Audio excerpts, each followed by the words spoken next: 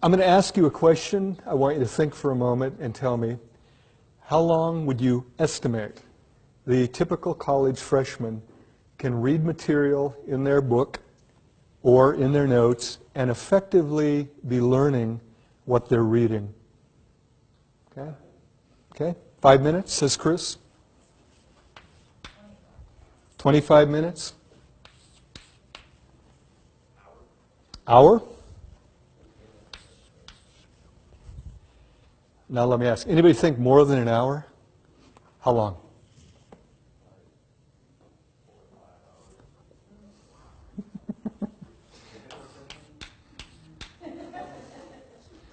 By the way, I had a guy, last time I did this, he said, oh, I can do it about 6 hours.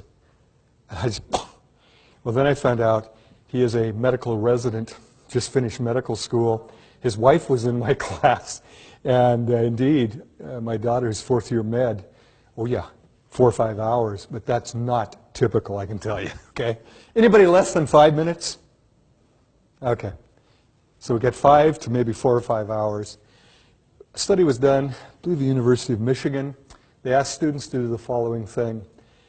When you're ready to study, you've got all your materials, you're back in your little dorm room or your place you live, check your watch, start working. The moment you feel that sense of, I've read it, but it's not coming through, and it's like, I'm wasting my time, and we all get that feeling, note what time it is. Record that, bring it back. And they had many, many hundreds of freshmen and sophomores do this, and then somebody took the time to compile it. And typically,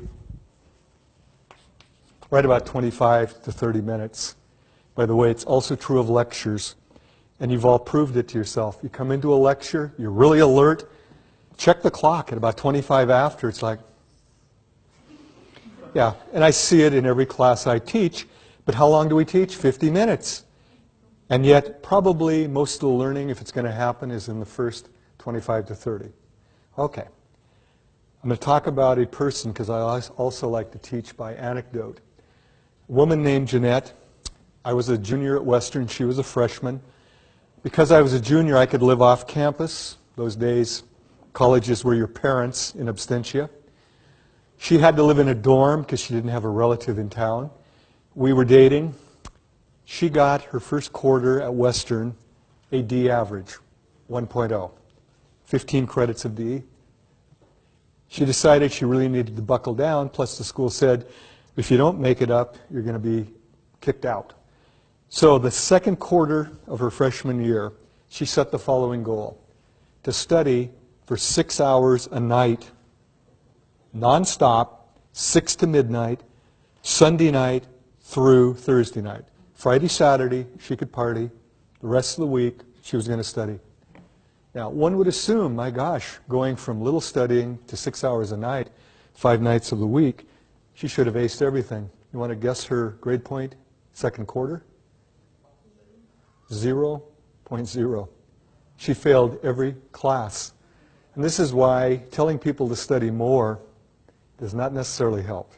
In some cases, it might actually worsen their performance. What I want to do is show you graphically what I'm talking about.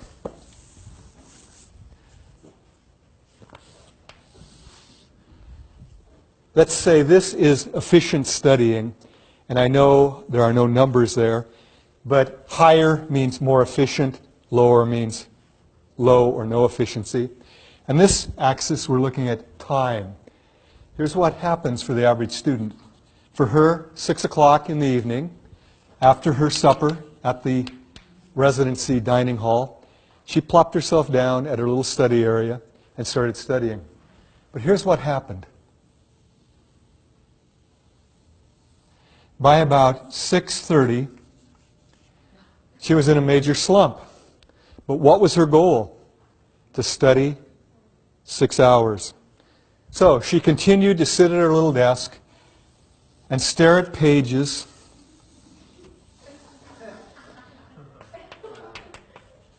until midnight. She was at her desk 6 hours. How long did she actually study? About 20, 30 minutes.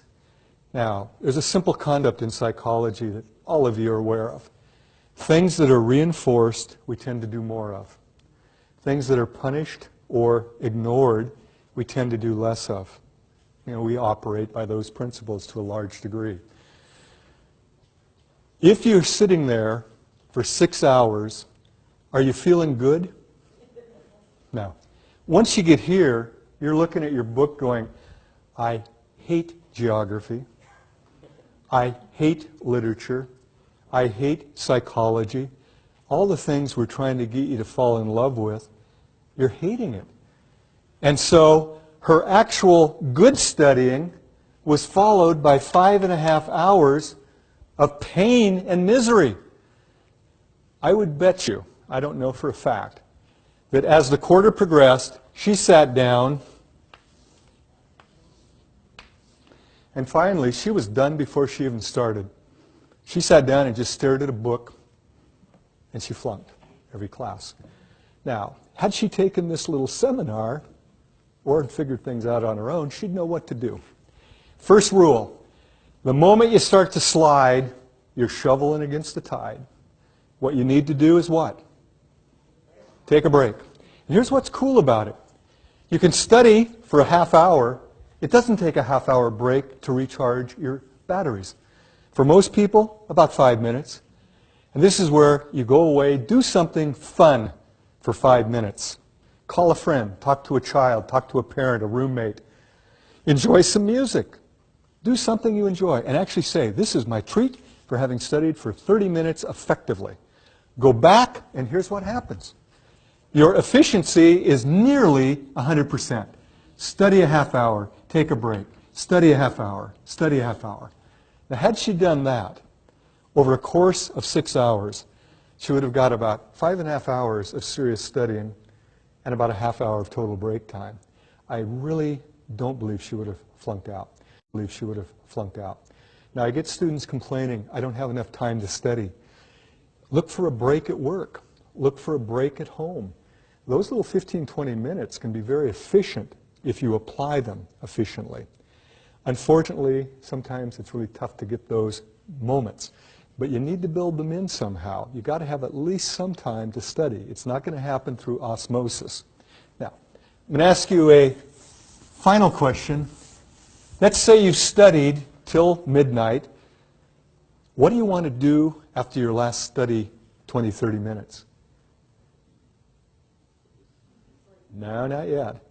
You want to give yourself a big treat, okay? Whenever your studying time is done, plan something special.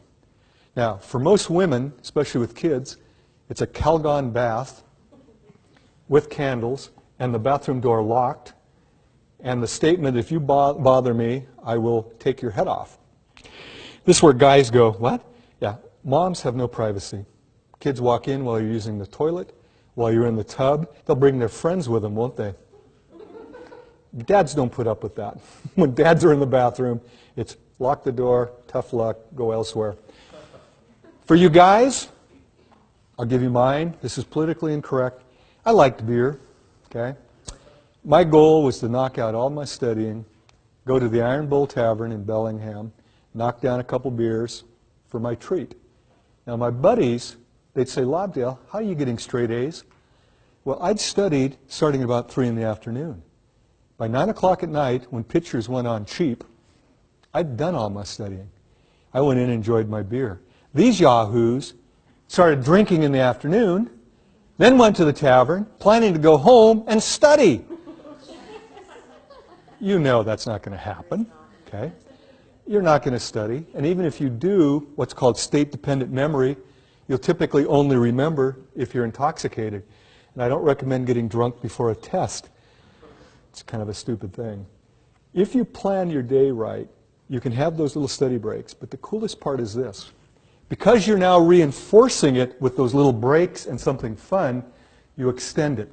And you'll find you can go 30, 40, 50, an hour and a half. And this is training.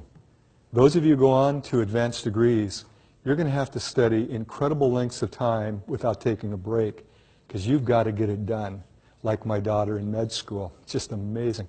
I've told her I couldn't do it now. Or actually, I wouldn't do it. You're training yourself, and if you do it right, it becomes progressively easier. Okay, next right, it becomes progressively easier. Okay, next question. How many of you have a true study or library in your place of residence? Okay. Two of you, if I'm seeing correctly. I've always envied that. A quiet place to actually do reading or studying, okay? I'm going to make a prediction. Many of you study in your bedroom. Okay? How many of you study in your bedroom? We'll raise high so everybody can see. That's where I studied a lot, especially when I did go to community college. If you don't study in your bedroom, I bet some of you study at the dining room table / kitchen table or bar. How many study at the dining, kitchen, bar? Okay. Now, if you don't study in those two places and you don't have a study or library, you study in the family room, rec room, living room, the place where your TV and stereo is, your couch, your easy chair. How many of you study there? Okay. Now, some of you might actually drive to a school or library. Any of you do that? Go to a, okay, a few of you do. I still remember living at home, going to Highline Community College. My folks bought me a little desk. I still have it, okay?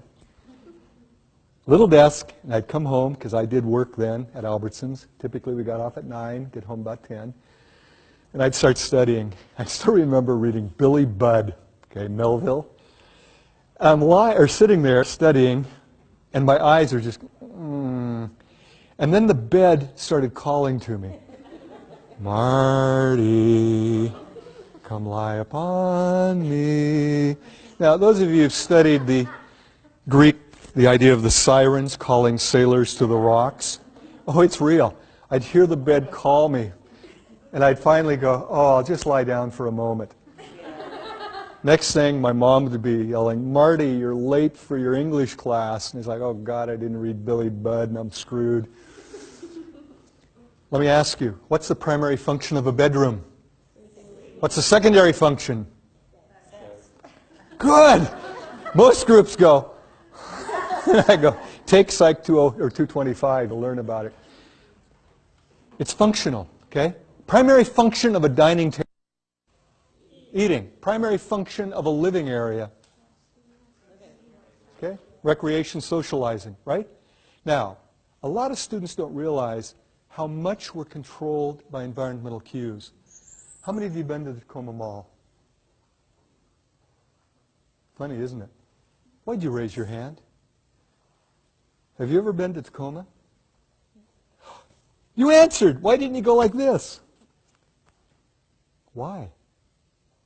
Because if I'm asking the entire class, you've been trained to do what? And you don't even think about it. How many have been to Tacoma Mall? Hands go up, okay? But if I walked up to you, Chris, you ever been to Seattle? Totally stupid, right? When you're talking face to face, you respond verbally, okay? When you ask a group, hands come up. Now, here's what's bad. Now that I've tricked you, you won't raise your hand. It's like, I'm not going to raise my hand. Okay? But can you see how powerful it is? Without thinking, because we're in a classroom, how many have been to Tacoma Mall? Hands shoot up. Same is true of going in your bedroom and trying to study. You're in the bedroom. Now, a piece of research then at University of Hawaii. Researchers asked the students, what's the biggest problem with studying? They said, we can't get into it. The university in question had primarily dorm rooms. Very few commuter students to the university. Most of you have seen a dorm room. Oh, okay. Most of you have seen a dorm room. They're usually rectangular if it's a duplex. One side bed, another side of bed, everything kind of mirror image. Study area, right? You got a closet or wardrobe. So it's real interesting. In one room, you sleep, you groom, you talk with people, you socialize, you study, you snack. You're all in one room. It's a multi-purpose room. And yet you're supposed to study. If your door is open, what happens? Everybody, hey, love you, what's up? You know, and then they got to come in and talk to you. very quickly, you can't get to studying. Well, the professors heard that the students couldn't get into studying, but they knew what the dorms looked like. In the Hawaiian dorms, all of the rooms had a gooseneck lamp. So the professor said, we're going to try a little experiment. Take that lamp, make a little sign, and put it on it, study lamp. Okay? Use it only for studying. You don't dress by it. You don't have BS sessions by it. You don't snack by it. You don't clean the room by it. Nothing. You use the other lights for all other functions. Here's the way it works, and it's so easy. Every one of you can do this. Get a little lamp. You probably have one already. If you don't, my gosh, yard sale, garage sale, you can pick them up for nothing. Get that lamp, and it becomes your study lamp. So if you have to study in your bedroom, turn your desk away from the bed. That's the like, how many have been to the mall? It makes you want to go to sleep. By the way, you can't study in the bed. It's also bad for your back if you know about posture. Turn your back to the bed, have a blank wall, have your lamp, have your books ready to go, because you can futz away a lot of time getting ready, can't you? How many of you can futz and futz? Yeah. You're ready to go, turn on the lamp, and start studying. The moment you lose your edge, 15, 20, 30 minutes later, turn the lamp off, get up, and leave the desk. What you're training yourself to study while seated there. And it becomes increasingly automatic, as did the raising of the hand.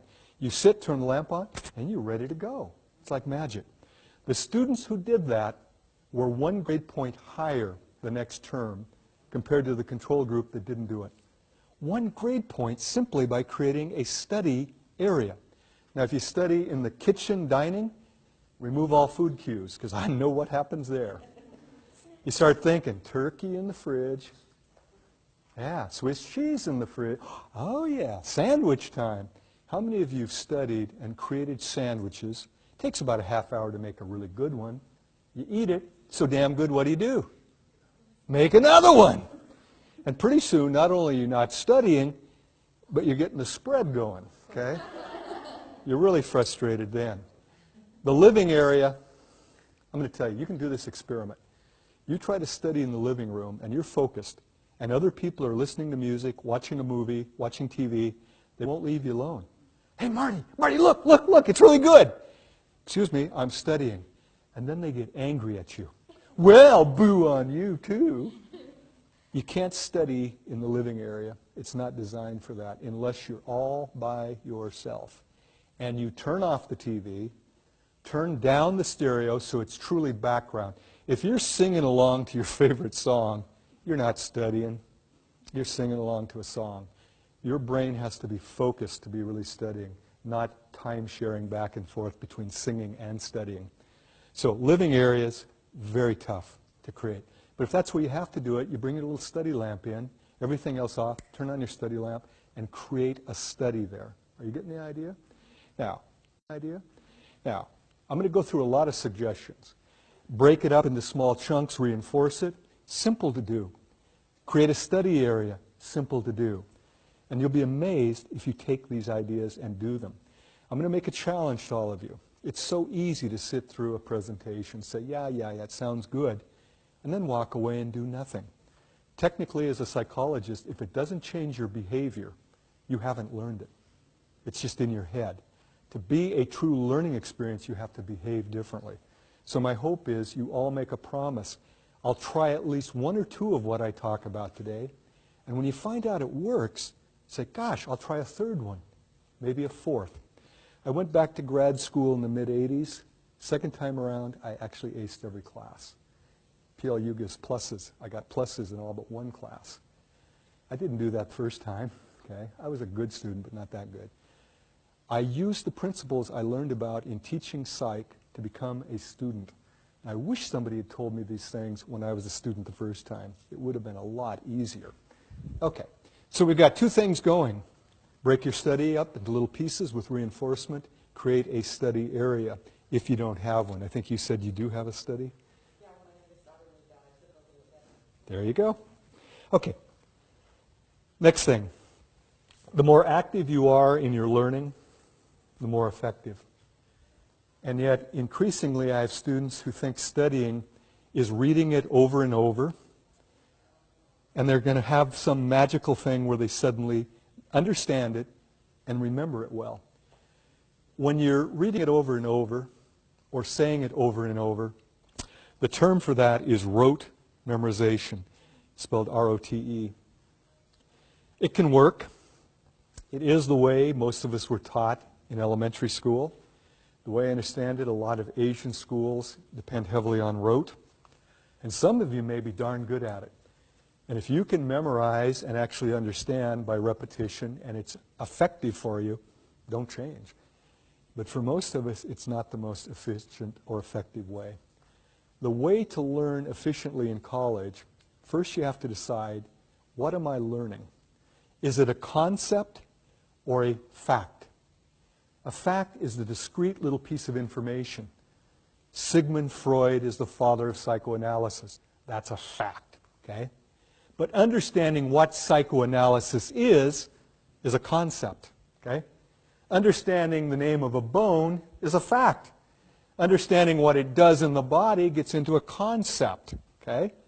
So in studying, sometimes there are a lot of facts. In fact, I use anatomy as a good example.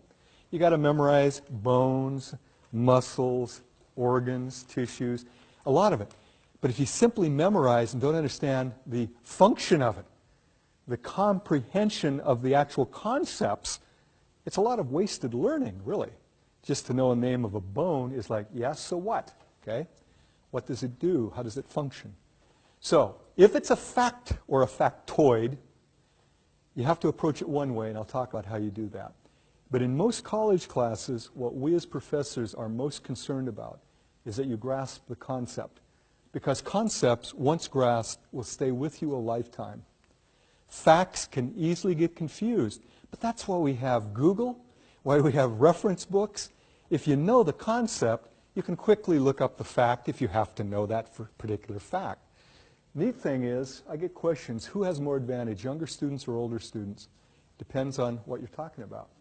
Most of us, as we get older, realize concepts are what are really important to make our lives better, to be effective in our work, to be effective in our personal lives. Facts, though, we realize we can look up. We can get those if we need them. Young people actually often learn facts very quickly, but they never think about the concept. And I'll give you a simple example. I'm an old guy. When I was a bit younger, I would sing along with the radio with my adolescent daughter in the car. Oh, Dad, if you don't know the words, don't sing the song.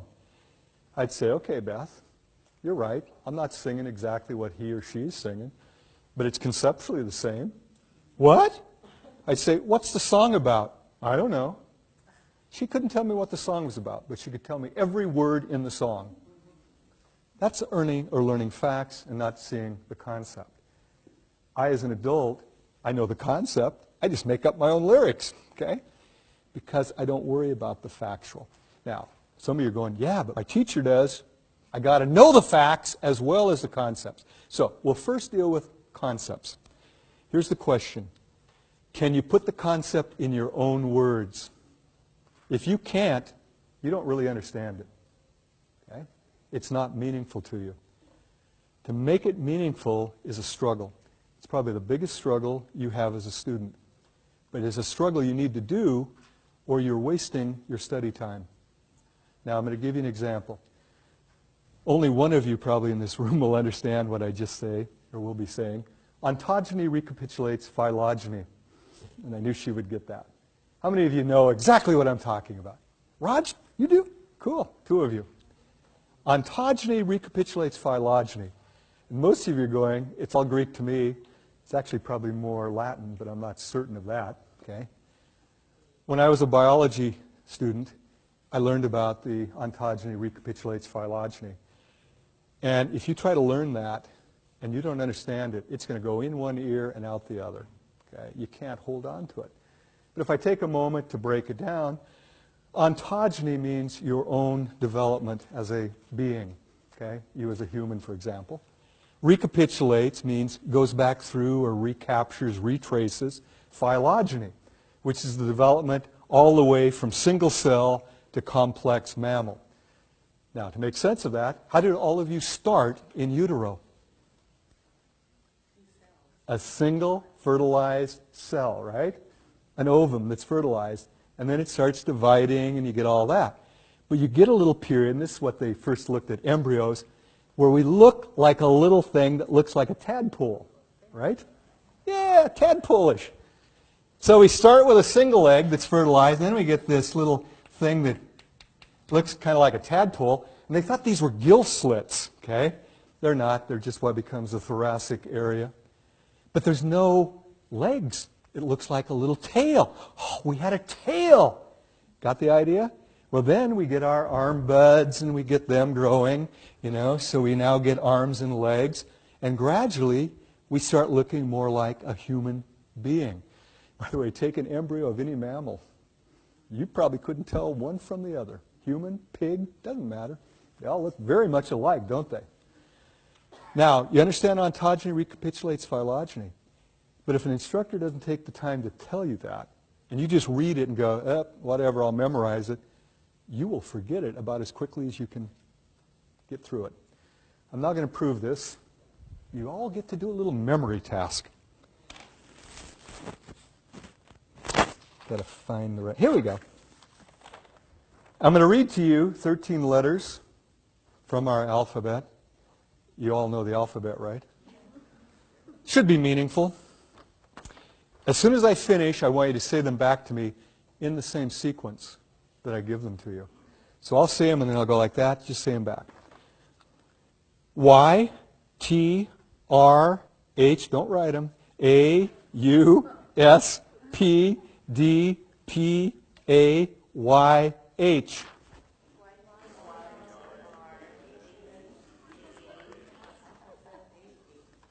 Boy, somebody sounded like they got quite a few. But did any of you get all 13? By the way, the fact that you took notes is a good thing. It's one of the best things to help you remember. And I sit in front of classes where they just go, for 50 minutes I'm giving them wisdom, and they're not taking a damn note. And then they wonder why they don't remember. You can't remember everything in a lecture. I'm going to rearrange the letters a little bit, see if you do any better. H, A, P, P, Y, T, H, U, R, S, D, A, Y. The letters in sequence. Whoosh, letters.